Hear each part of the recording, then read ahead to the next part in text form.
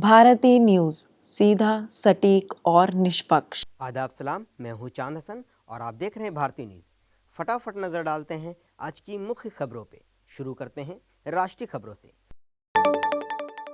केरल के nursing college ranking case में principal और सहायक प्रोफेसर निलंबित। 5 छात्र पहले ही हो चुके हैं गिरफ्तार। केरल के कोट्टायम सरकारी नर्सिंग कॉलेज के छात्रावास में एक जूनियर छात्र के साथ क्रूर रैंकिंग मामले में राज्य स्वास्थ्य मंत्रालय ने बड़ा एक्शन लिया है।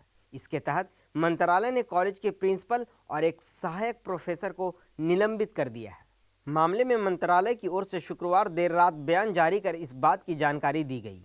बता दें कि छात्रावास में जूनियर छात्र के साथ हुई रैंकिंग मामले के चलते राज्य भर में आक्रोश का माहौल था। साथ ही लोगों ने प्रिंसिपल के निलंबन की मांग भी की थी। आज से शुरू हुई 10वीं और 12वीं बोर्ड की परीक्षाएं 42 लाख से ज्यादा छात्र देंगे परीक्षा।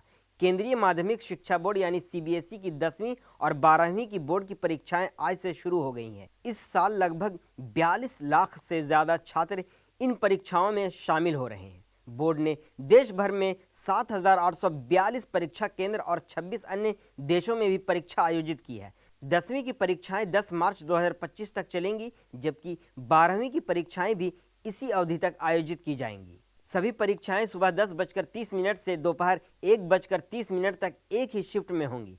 पहले दिन कक्षा 10 के छात्र इंग्लिश कम्युनिकेटिव और इंग्लिश लैंग्वेज एंड लिटरेचर की परीक्षा दिए, जबकि कक्षा 12 के छात्रों के लिए पहला पेपर एंटरप्रेन्योरशिप का था। अब आपको लेकर चलते हैं अंतर्राष्ट्रीय खबरों की ओर। अमेरिका बोला, हम यूक्रेन में टिकाऊ शांति चाहते हैं। साथ ही यूरोप से कहा, अपनी सुरक्षा मजबूत करो ताकि हम दूसरे खतरों पर फोकस करें। जर्मनी के म्यूनिख में जारी सिक्योरिटी कॉन्फ्रेंस में शुक्रवार को अमेरिकी उपराष्ट्रपति जेडी वेंस ने यूक्रेनी राष्ट्रपति वोलोदिमीर जेलेंस्की के साथ बैठक की। वेंस ने कहा कि अमेरिका यूक्रेन में टिकाऊ और अस्थायी शांति चाहता है। हम ऐसी शांति नहीं चाहते जिससे आने वाले सालों में पूर्वी यूरोप में संघर्ष शुरू हो जाए। जेडी वेंस ने यूरोप से कहा कि वह अपनी रक्षा को मजबूत करने के लिए कदम बढ़ाएं ताकि अमेरिका दुनिया में अन्य जगहों पर मौजूद खतरों पर भी फोकस कर सके। बैठक से पहले वेंस ने कहा था कि यूरोप को भी इस बैठक में शामिल होना चाहिए। अमेरिका रूस पर दबाव बनाने के लिए तैयार है। म्यूनिख में 14 फरवरी से 16 फरवरी तक 3 दिन की सिक्योरिटी कॉन्फ्रेंस जारी है। हमास आज 3 इजरायली बंधकों को रिहा करेगा। बदले में इजरायल 369 फिलिस्तीनी कैदी छोड़ेगा। सीज फायर के बाद रिहाई का 6वां फेज। इजरायल हमास के बीच सीज फायर डील के तहत आज हमास 3 इजरायली बंधकों को रिहा करेगा। रिहा होने वाले तीनों पुरुष बंधकों के नाम सागोई डेकेलचेन, साशा ट्रोफानो और ईएयर हॉर्न है। हमास ने अब तक 5 चरणों में इजराइल के 16 और थाईलैंड के 5 बंधकों को रिहा किया है। आज होने वाली बंधकों की रिहाई के बदले इजराइल 369 फलस्तीनी कैदियों को रिहा करेगा। इनमें से 36 उम्र कैद की सजा काट रहे हैं। बाकी 333 कैदियों को इजराइल ने गाजा जंग के बाद गिरफ्तार किया था। हमास ने 7 अक्टूबर 2023 को हमास के हजारों लड़ाकों ने इजराइल पर हमला कर 1200 लोगों की हत्या कर दी थी। इसके साथ 250 से ज्यादा लोगों को बंधक बना लिया था।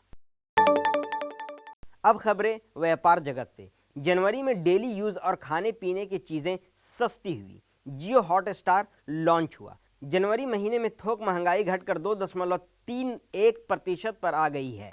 इससे पहले दिसंबर में ये 2.37% पर थी। रोजाना की जरूरत के सामान और खाने पीने की चीजें सस्ती होने से महंगाई घटी है।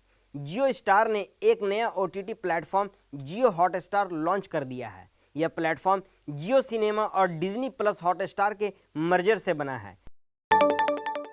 17 साल बाद मुनाफे में आई BSNL। तीसरी तिमाही में कंपनी को 262 करोड़ का प्रॉफिट। 4 साल में दुगना हुआ एबिटा। सरकारी टेलीकॉम कंपनी BSNL को वित्त वर्ष 2024-25 की तीसरी तिमाही में 262 करोड़ रुपए का मुनाफा हुआ है। 17 साल में यह पहला मौका है जब कंपनी मुनाफे में आई है। आखिरी बार 2007 में BSNL किसी तिमाही में प्रॉफिटेबल रही थी। केंद्रीय मंत्री ज्योतिरादित्य सिंधिया ने शुक्रवार यानी 14 फरवरी को इसकी जानकारी दी। अक्टूबर-दिसंबर 2024 में कंपनी का मोबिलिटी सर्विस से होने वाले रेवेन्यू में 15% fibre to the home FTTH revenue में 18%, लीज लाइन सर्विस रेवेन्यू में पिछले साल की समान तिमाही की तुलना में 14% की बढ़ोतरी हुई है। वहीं पिछले 4 साल में BSNL का EBITDA 1100 करोड़ रुपए से दोगुना होकर लगभग 2100 करोड़ रुपए हो गया है। अब खबरें खेल जगत से। RCB ने वुमेन्स प्रीमियर लीग के इतिहास का सबसे बड़ा रन चेज किया। गुजरात के खिलाफ 18.3 ओवर में 202 रन बनाए। रीचा और पेरी ने 50 लगाए। Defending champion royal challenger Bangalore ने विमेंस प्रीमियर लीग सीजन 3 के धमाकेदार आगाज किया है। टीम ने ओपनिंग मैच में गुजरात जायंट्स के खिलाफ 202 रन का टारगेट 18.3 ओवर में हासिल कर लिया। एलिस पेरी और रीचा घोष ने तेजी से 50 लगाकर टीम को रोमांचक जीत दिलाई। RCB ने वुमेन्स प्रीमियर लीग में सबसे बड़े रन चेज का रिकॉर्ड बना दिया है। इससे पहले मुंबई ने 2024 में गुजरात के खिलाफ 191 रन चेज किए थे। गुजरात से कप्तान एशले गार्डनर ने महज 37 गेंद पर 79 रन बनाए। उन्होंने दूसरी पारी में 2 विकेट भी लिए, लेकिन उन्हीं के एक ओवर में 23 रन बनाकर रीचा ने RCB को जीत दिलाने की नींव रखी। बॉलिंग में रेणुका ठाकुर ने 2 विकेट लिए।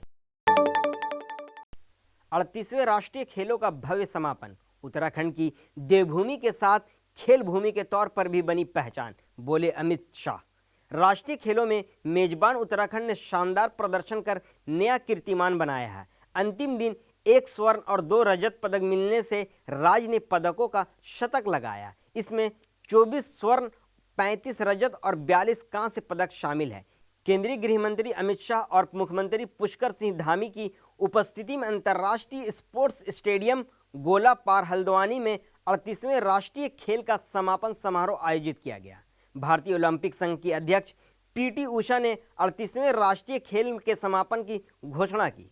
इस अवसर पर केंद्रीय गृह मंत्री ने प्रथम 3 स्थान प्राप्त करने वाले सर्विसेज महाराष्ट्र और हरियाणा को सम्मानित किया। फिलहाल के लिए बस इतना ही, और अन्य सभी बड़ी खबरों के लिए देखते रहिए भारती न्यूज़ और हमारे चैनल को लाइक, शेयर और सब्सक्राइब करना ना भूलें। धन्यवाद।